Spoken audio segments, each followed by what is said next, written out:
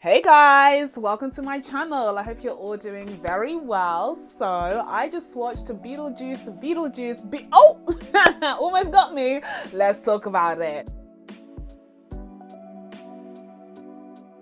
So yes, Tim Burton's 1988 classic spooky film has gotten a legacy sequel. Beetlejuice came out this past weekend, and I have some thoughts, especially as someone who watched Beetlejuice for the very first time just this week. Yes, I was a first timer. I'd never seen it before. I had seen clips, and I think I'd perhaps watched the movie when I was very young back in the day, but this was the first time watching it from start to finish and actually paying attention, actually being conscious and cognizant of what was going on screen. And so there is going to be a bit of comparison between the two films since the original is so fresh on my mind in today's video. But before we dive into all of that good stuff, as per usual, if you haven't already, please be sure to subscribe to my channel and make sure you turn on your notifications so that you can be told when I upload next. Now without further ado guys, let's get into this. So 1988's Beetlejuice was centered on this middle upper class American family that moved into this ooky spooky house that had been previously inhabited by a young couple who ended up dying unceremoniously and they ended up haunting that house, and they really wanted this new family to go ASAP. And so they got up to shenanigans. They got up to a bunch of stuff to try and haunt the place and get this new family out, but none of it worked. And so when desperate times called for desperate measures, they ended up saying the word that shall never be uttered. And that's where we got the entrance of one of the most iconic ooky spooky characters in history, Michael Keaton's Beetlejuice. Well, in Beetlejuice, the sequel, I think I said his name more than 3 times now, by the way, so good luck to me tonight. In this sequel, we fast forward several decades where young Lydia is all grown up and she has a daughter of her own called Astrid. Now, they have an estranged relationship because Lydia has grown up to be this TV personality where she talks about her ghostly experiences and helps people connect with the dead. A lot of people think it's a hoax, but a few people really believe in what she's selling. But her daughter doesn't believe in any of it, and she doesn't believe that her mother has these supernatural powers. And what's worse is that the one person that she wants her mother to be able to see and commune with is her late father, but her mother hasn't been able to communicate with him from beyond the grave, and that really pisses Astrid off. So they have a very difficult relationship with one another, where it seems like Lydia has spent so much of her life chasing after the dead and not tending to the relationships that she has with the living. Now, it's at the beginning of this film that we get the death of Lydia's father. Oh, the gentrifier. The gentrifier from the first movie who only wanted to buy the house because he saw its potential on the market. But yes, poor Charles ended up passing away, and this event brings the family close together once again as Astrid leaves what seems to be her boarding school. It's giving very Wednesday Addams, more on that in a second, but she has to go back home to where it all began, and they have a wake or a funeral for Charles that brings the family together, but it also brings them back to the point of origin where this chaos and madness started. Because yes, this cursed house may be relieved from the previous ghosts that inhabited it, but unfortunately that model shows that Beetlejuice isn't so far away after all, even after the events of the very first film. And Lydia has been getting signs that he might be close by because he has been making it apparent that he is constantly watching her. So it was only a matter of time before we got this reunion. But the way that we got this reunion was pretty crafty, pretty clever, and pretty crazy. So that's what's been going on in the world of the living. But on the flip side, in the world of the dead, you have the return of Michael Keaton's Beetlejuice, and he seems to be doing pretty well for himself. Last we checked, he was in the waiting room waiting to be seen. Okay, this demonic character character, but now he has his own business that's made up of these workers and assistants that all have that tiny head that we found out from the first film was caused by a voodoo man. Listen, let's not get into that. But yes, we have these tiny head fellows running around doing this business on behalf of Beetlejuice, and he seems to be pretty settled down. Business is good. He's thriving until he hears word of the resurgence of his ex-wife, his other ex-wife. Well, I guess Lydia was never really his ex-wife, but he had an ex-wife from the medieval times or something. That's Monica Bellucci. It's Monica Bellucci who's come back to haunt him, or rather take him back as a husband. That's kind of unclear. More on that in a second. And so that harshes his vibe just a little bit, because she's a monster. She's a monster among monsters. She is a soul-sucking demon who is able to kill the already dead. So she's a problem, okay? She's a hot and beautiful problem. Overall, when it comes to the story, the writing of this legacy sequel, I have to say, hats off. Hats off, round of applause, hats off to all involved. I think this was solidly written. I was thoroughly entertained by all of the twists and turns that came about. I did see most of them coming, but the sequence of events that played out was still really, really enjoyable. I particularly enjoyed Lydia's storyline as well as Astrid's storyline. I think the inclusion of Astrid in this story actually enriched the story and the world itself, and also the family dynamics that we explore here. And I think they did such a good job of introducing, you know, this character and this franchise now to a whole new generation through a character like Astrid, who's played by Jenna Ortega, but giving her an actual solid story with good writing and great characterization for us to get invested in this new character. And quite frankly, you know, going back to the comparisons that I said I was going to make to the first film, this film, in my opinion, okay, is far better written than the original Beetlejuice. Oh, I said it. And the reason why I say this is because, listen, I was shook. Remember, I watched Beetlejuice just a few days ago, okay, for the first time properly. I was shocked and amazed and surprised to find that the story of the first film is literally like higgledy-piggledy. The story of the first film it's literally crack. It's literally crack. Like, there's very few connective threads. Nothing really makes sense. Like, it really is just about the vibes, because the story itself, the screenplay, is being held together by tissue paper, or like, it doesn't actually make sense. The whole point of the story is that you have this property mogul who wants to flip the house. He wants to get value out of this old decrepit house that's bizarrely shaped and in the middle of an abandoned neighborhood. He's a gentrifier. Like, that's literally all he wants to do. And so he drags his family along to this property, and he's trying to find out how he can, you know, put investments in there to try and get revenue, to try and get a return on his investment. And that's why he's contacting all these important business people that we see cameos from. Like, that's literally the story of the that's literally the story of the first Beetlejuice. That's the motive of the family. And then you have Beetlejuice on the flip side who wants to marry a child. Like, it's so unhinged. It's so crazy and unhinged, considering how famous and legendary and iconic this film is. I was shocked to find that the story of the first movie was literally being held together by nothing but Tim Burton's sheer force of will and Danny Elfman's score. Like, it's literally insane. I will say the story here isn't perfect. If I did have a critique, it would be that there are a few too many storylines going on, a few too many characters perhaps. And I think the one main storyline that could be cut quite easily is that of Monica Bellucci's character.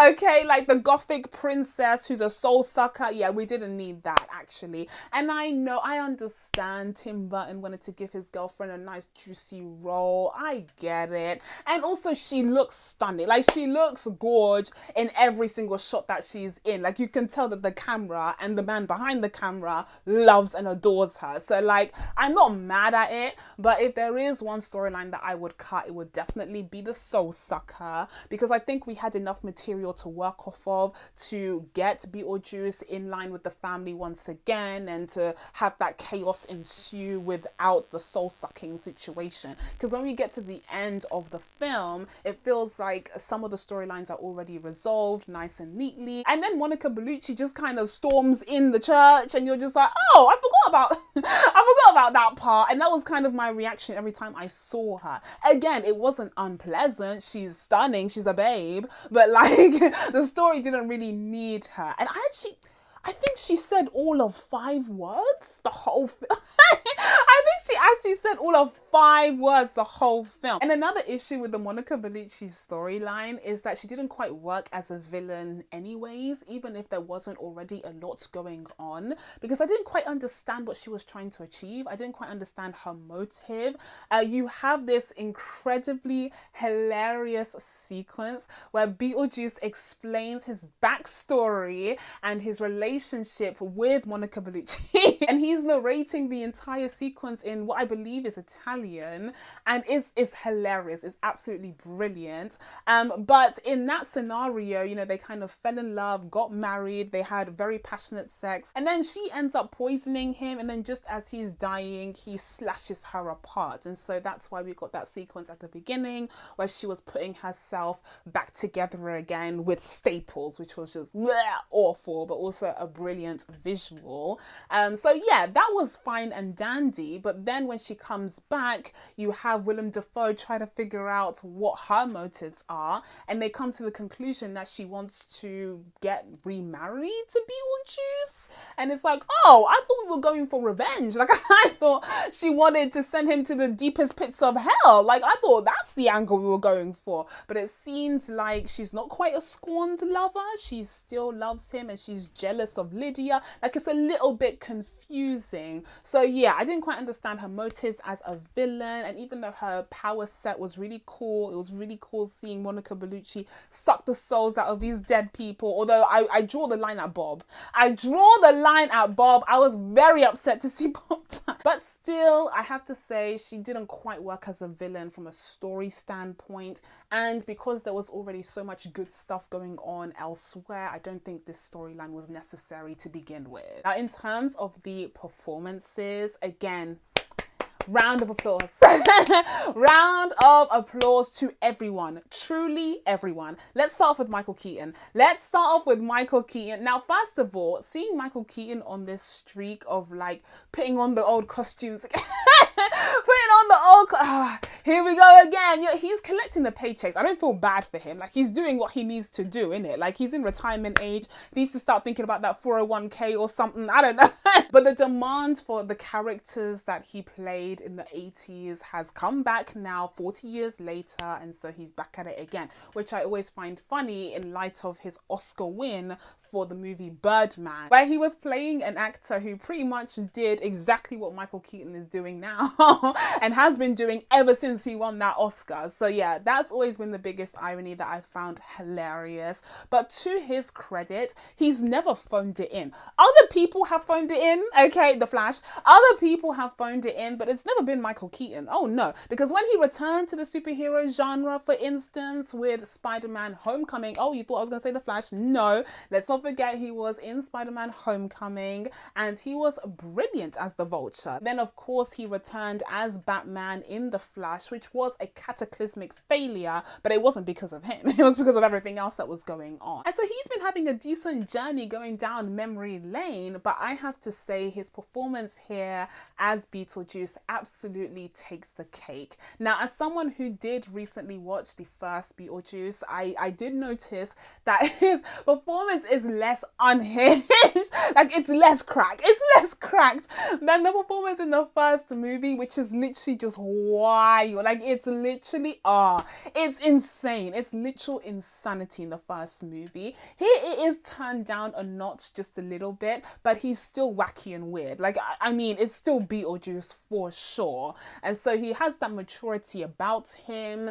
You get the sense that time has passed, but he still has those weird mannerisms and his way of talking and everything that is, of course, helped by special effects and CG and practical effects. And it just makes for an incredible package. So I was really happy to see the return of this character, and I haven't even been a fan of him for too long. It's actually been a few days since I last saw him, but man, like, I'm honestly down. I'm down with Beetlejuice, not gonna lie. I mean, I'm not gonna say his name 3 times or anything, but I'm down with the character, and I would absolutely be down with seeing him for one more come on, you know they're gonna have to do one more. It only makes sense. Now, another standout in this movie was Winona Ryder reprising her role as Lydia Deetz, and this really is her movie, which I think is really great and really special. Winona Ryder was really brilliant in this film as this older version of Lydia who is going through it. I mean, she's made a career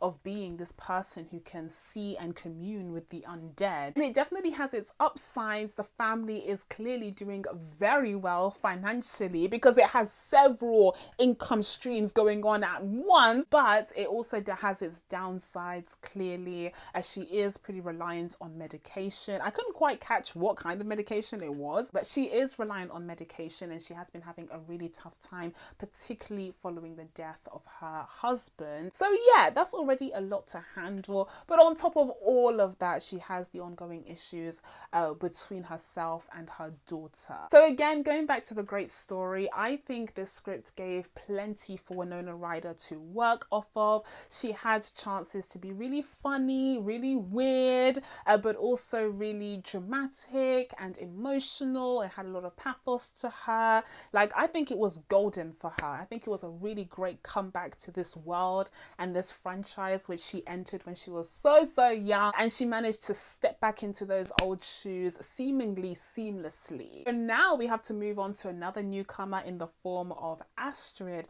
who was certainly a highlight in this movie. Like I said, I think Jenna Ortega did a phenomenal job. She was perfectly cast for this role. She kind of is like this generation's Winona Ryder, and clearly Tim Burton has taken a liking to her from working with her on Wednesday. In terms of Jenna's career prospects, I would say maybe she would want to dip out of Tim Burton's world just a little bit for future projects, or else she'd be at risk of being typecasted forever. But in terms of her performance here, she was splendid. Like I said, perfectly cast for this role. I completely bought the mother-daughter relationship between Winona Ryder and Jenna Ortega.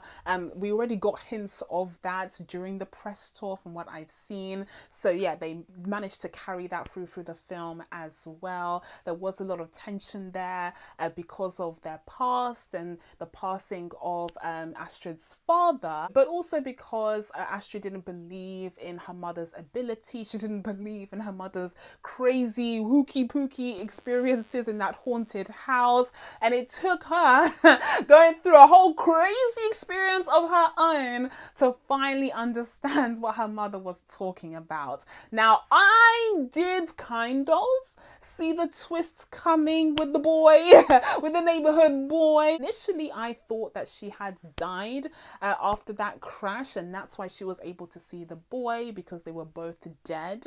Or maybe because she had a near-death experience, that's why she was suddenly able to see ghosts. Perhaps that might still be the explanation, actually. And then when we went to the boy's parents, I definitely suspected that they were ghosts because we couldn't see their faces, and I was like, oh hell no, something's going on there, something's going on with those mugs, okay? So I suspected that they were ghosts, but I was like, maybe he himself isn't a ghost. Like, I was kind of juggling these different possibilities in my head, all the while having a grand old time. But in the end, the answer was worse than I ever expected. The answer was way worse. And that's the thing about even the first movie. This entire franchise is actually quite dark. It's actually quite unsettling. The first movie even more so. And I remember when I was watching the first movie a few days back, I was wondering if they were going to keep those dark and, you know, really unsettling themes for this remake, because things tend to be a bit more sanitized and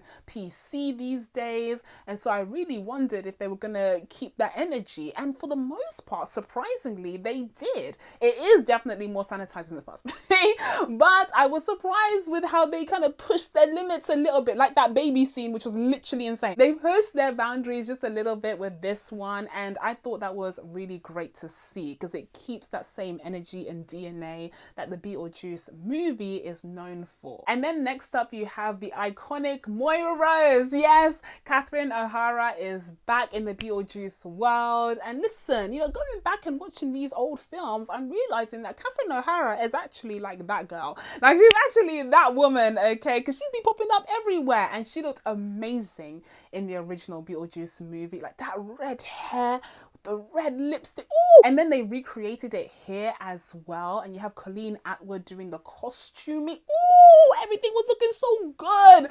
But yes, Catherine O'Hara is back as Delia Dietz.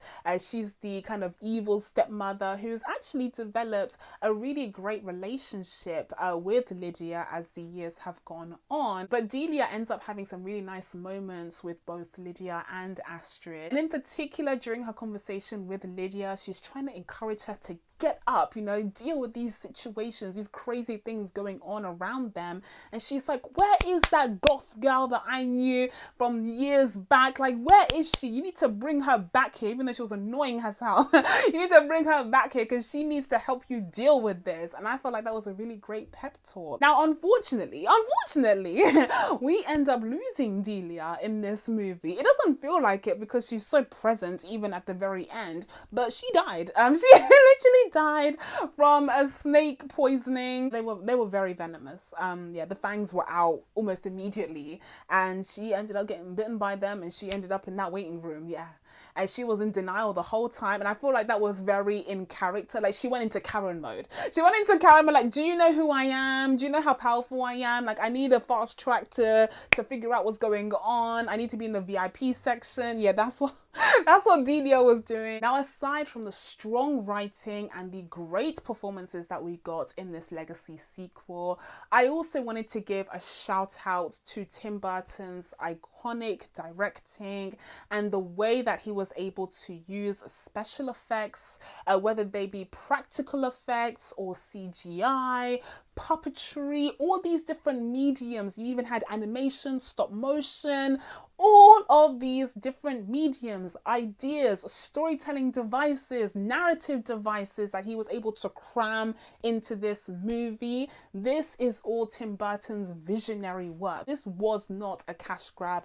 whatsoever, and it was just such a joy to watch as a result. I really got the sense that he's been thinking about a Beetlejuice sequel for a very, very long time, and even if that isn't the case, that's definitely the energy that we got from this one, because it was very, very well done. And we all know that legacy sequels are it right now in Hollywood. I haven't watched a ton, to be honest, because most of the time I haven't watched the originals, so I'm not racing to watch the sequel, but I am aware the vast majority of these legacy sequels have been hugely disappointing, and for the most part they tend to just come and then disappear into the abyss like a fart in the wind.